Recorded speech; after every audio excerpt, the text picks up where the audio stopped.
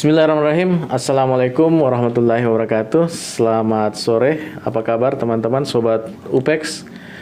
Ketemu lagi dengan saya Muhammad Akbar di podcast Harian Ujung Pandang Express. Podcast yang kita siarkan lewat Spotify dan channel YouTube. Hari ini kita kedatangan tamu spesial, Pak Hendra. Siap. Beliau ini sulit juga dihubungi. So sibuk. Dari minggu lalu kami sudah janjian untuk mengisi podcast, tetapi ada kesibukan yang tidak bisa ditinggalkan dan baru kemarin tiba dari Bali, Pak Hendra ya. Siap salah. Beliau apa istilahnya? Pengurus anggota. Saya kebetulan diamanahkan Sekretaris Badan Daerah Provinsi Sulawesi Selatan. Ya. Badan Promosi Pariwisata Daerah Provinsi Sulawesi Selatan. Ya, untuk periode 2000 sejak kapan? Kami periode kemarin 2019 sampai 2023. Cuma karena ada pergeseran lagi, penyegaran lagi, sehingga nanti akan ada perubahan. Dalam waktu dekat. Siap. Kita tinggal tunggu infonya, Pak Hendra. Apa kabar ini, Pak Hendra? Alhamdulillah. Kabar baik, sehat. Gimana pandemi? Ya, luar biasa. Apa aktivitas kemarin ini selama pandemi ini? Jadi memang selama pandemi ini kita bergaul sama anak muda kan. Oh begitu. Iya. Jadi memang eranya milenial sebenarnya di pandemi. Iya. Kalau yang seperti senior saya di Pak Aka ini kan kolonial. Gen X, baby boomers, istilahnya kolonial ini kan kita memang agak stuck. Jadi memang kita harus transformasi lah. Jadi memang selama pandemi ini saya lebih banyak bergaul ke milenial. Saya izin ini senior. Tapi memang selama pandemi ini kita dipaksa ini untuk ikut yang tadinya kita agak gaptek, ya otomatis harus karena segala aktivitasnya harus lewat situ. Betul. Kita tidak pernah sangka meeting tanpa harus datang berkumpul di satu ruangan. Iya. Tetap tatap muka. Oke, Pak Hendra, gimana nih? Boleh diceritakan sedikit tentang Badan Promosi nih? Apa sih sebenarnya nih Badan Promosi Pariwisata? Ya, jadi izin Pak Kak, terima kasih sebelumnya sudah diundang. Ini luar biasa sekali. Sebenarnya Badan Promosi ini sudah lama sebenarnya ada di Sulawesi Selatan. Ya. Sejak tahun 2015 kalau tidak salah itu SK pertama dikeluarkan masih zamannya Pak Sahrul Yassin Limpo. Kebetulan ketua pertama itu anggota dewan kita Pak Januar Jauri. Iya. Yang kemudian berjalan sampai saat ini.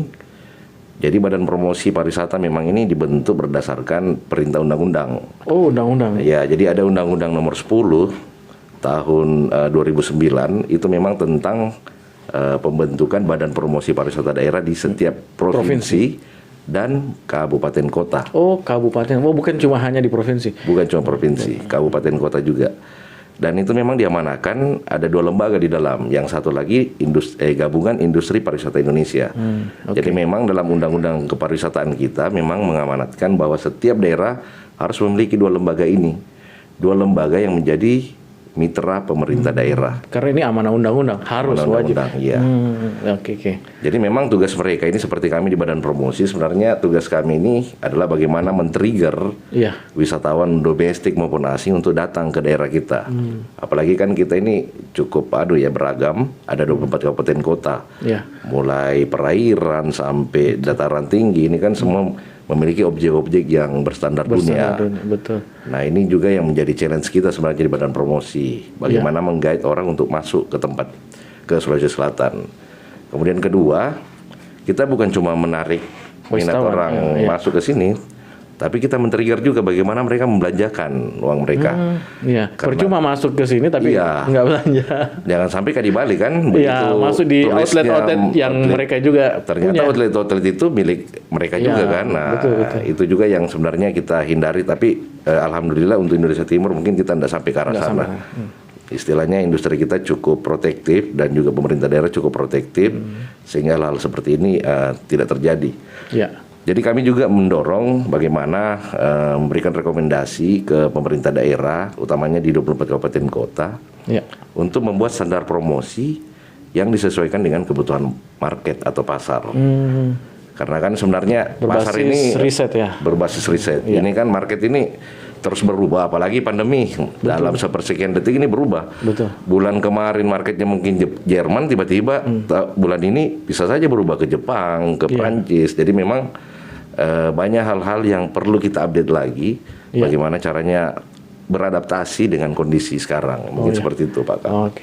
Kalau yang mendata spot-spot wisata yang layak jual di Sulawesi Selatan, pekerjaan juga Badan Pariwisata promosi atau gimana? Ya, sebenarnya kami mendata, ini kami memakai teman-teman dari akademisi. Iya.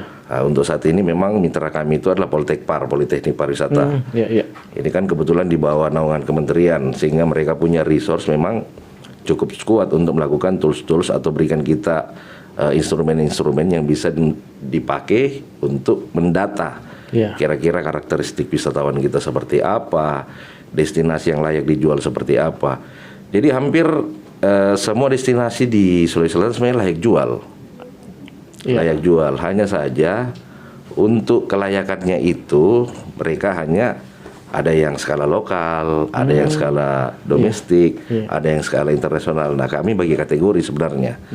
Kadang memang ada beberapa daerah juga ini ngotot untuk dibawa ke market internasional, market mancanegara. Padahal belum standar. Padahal begitu kami lihat untuk kita punya kriteria 3A saja kan, yang amenitas, terus attraction, kemudian aksesibilitas itu kan salah satu syarat yang harus mereka penuhi. Dan amenitas itu apa? Amenitas itu ya ketersediaan prasarana, sarana seperti hotel, bagaimana mereka bisa punya standar-standar pelayanan yang baik untuk toilet atau apa segala macam. Akses jalan. Akses itu jalan, akses infrastruktur. Terakhir attraction ada tidak kegiatan yang bisa mungkin menggait wisatawan untuk ada di tempat itu. Dan tidak semua spot wisata kita di Sulawesi Selatan punya 3 itu ya. 3A itu. Bahkan spot primadona kita saja hampir ada beberapa yang atraksinya belum sesuai standar market internasional. Sebenarnya kita primadona itu di Toraja, seperti Toraja, Bulukumba, Maros juga ini kan lagi booming juga sekarang. Selayar lebih. Nah, ini kan masalah attraction dengan aksesibilitas. Ini sebenarnya yang menjadi kendala kita di Sulawesi Selatan. Untuk Indonesia Timur hampir seluruh provinsi di wilayah Indonesia Timur itu kendalanya itu di infrastruktur sebenarnya dengan attraction. Iya. Tapi kan sudah ada perbaikan-perbaikan selama jalan misalkan ke Toraja sudah mulai dibenahi. Cuma memang 2 tahun ini ada pandemi. Iya, ini tantangan baru. Ini pekerjaan berat. Biar promosi gimana pun kuatnya untuk 2002 tahun ini susah ya membawa gitu. Ya. Oke. Tapi gimana tahun depan nih? Sebenarnya kita masih punya optimisme. Kemarin banyak tokoh-tokoh kita yang sedikit pesimis sebenarnya. Stakeholders kita di industri pariwisata sebenarnya agak pesimis melihat 2022 kemarin. Tetapi kami dari Badan Promosi, utamanya dari teman-teman unsur media dan komunitas, ini mereka punya optimisme sendiri. Kenapa? Karena pada saat pandemi berlangsung sejak Februari 2020 kemarin, kita justru curi star di Badan Promosi. Iya, karena kami melihat kan semua pada panik, Bali panik, Lombok panik, semua destinasi-destinasi prioritas, bahkan yang diusung juga untuk Bali Baru yang 10 Bali Baru itu kan, itu juga mereka pada panik semua kan. Ini bagaimana ini? Nah, pada saat mereka mengalami kepanikan, kami justru mengambil ini peluang sebenarnya. Nah, pada saat semua daerah panik melihat kondisi pandemi, kami justru menyiapkan infrastruktur digital. Infrastruktur digital. Seperti apa itu? Jadi beberapa platform-platform daerah seperti visitsocial.id yang sudah bertahun-tahun terkubur di dinas itu kita ambil kembali. Kemudian brand identity Sulsel itu kami benahi. Yang tadinya brand identity-nya yang kaku, yang terlalu yang terlalu pemerintahnya terlalu menonjol, sehingga kami kemarin buat semacam brand identity logo casual. Ada yang logo lontara logo casual ya seperti baju saya ini. Ini salah satu terobosan teman-teman kemarin di Februari kemarin pada saat pandemi. Di badannya ini. Jadi memang kami membenahi seluruh kita punya casing perwajahan Sulsel. Memang kami berharap ada perubahan, ada perwajahan baru di Sulawesi Selatan. Nah itu yang kita manfaatkan pada saat pandemi sebenarnya. Iya. Jadi seluruh platform-platform yang tadinya offline, misalnya orang cetak brosur, itu brosur kita ganti jadi sosial media. Sosial media. Oh jadi lebih Sosial banyak media, di. ya. Dan gimana hasilnya? Apakah sudah ada tanda-tanda setelah melakukan itu lewat digital? Sebenarnya hasilnya sudah kelihatan sekarang. Cuma memang karena ini era disruptif, kan?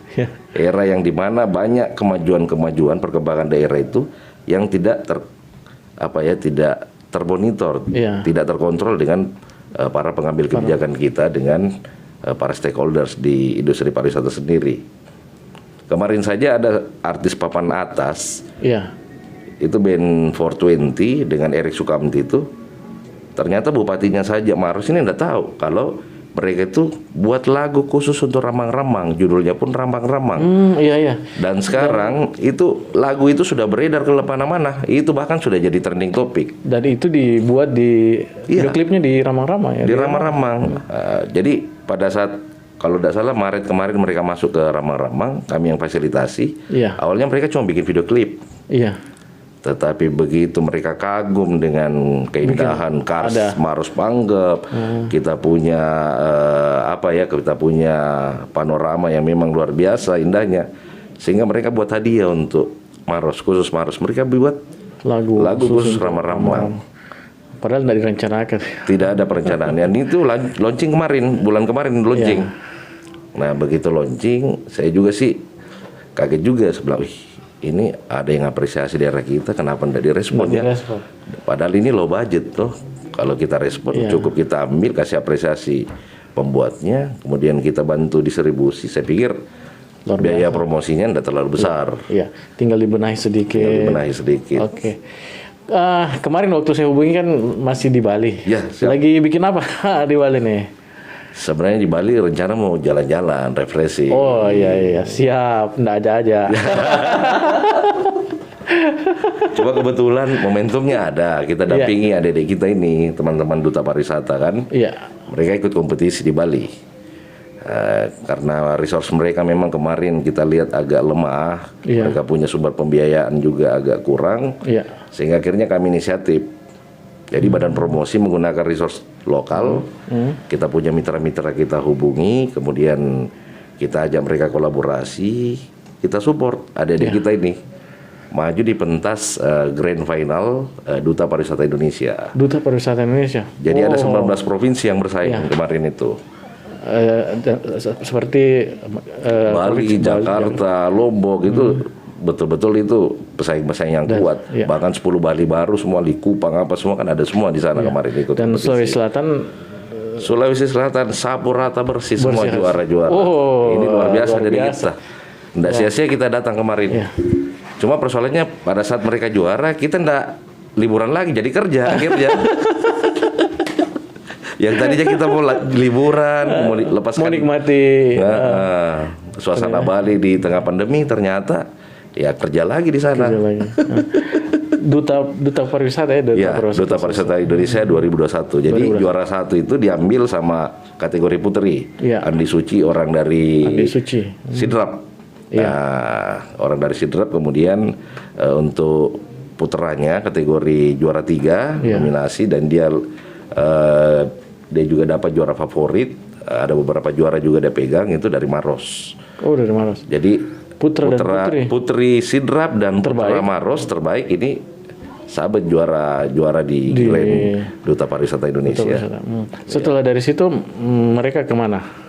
Tadinya anak-anak ini sebenarnya milik kita, 9 juta warga Sulsel kan, 24 kabupaten kota yang punya anak ini. Tapi sekarang sudah 33 provinsi yang ambil kan.